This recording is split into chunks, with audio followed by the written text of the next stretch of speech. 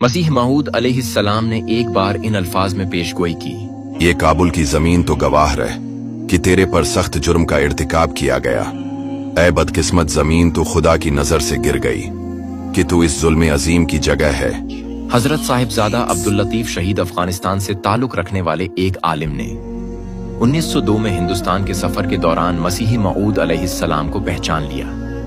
उनकी ख्वाहिश थी कि वो अफगानिस्तान मसीह मऊद अलैहिस्सलाम की आमद की खुशखबरी सुनाएं, लेकिन वहां के लोगों ने उस पैगाम को रद्द कर दिया और उन पर भी यही करने के लिए दबाव डाला।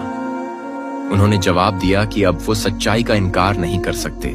इस पर उन्हें संसार करके मौत की सजा दी गई। काबुल के हर बाशिंदे ने इस संसारी में हिस्सा लिया।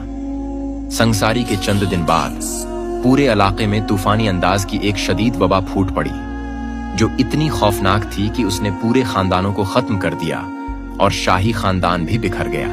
ये 1903 में वकू पजीर हुआ, जैसा कि मसीह मऊद अलैहिस्सलाम ने पेशगोई की थी।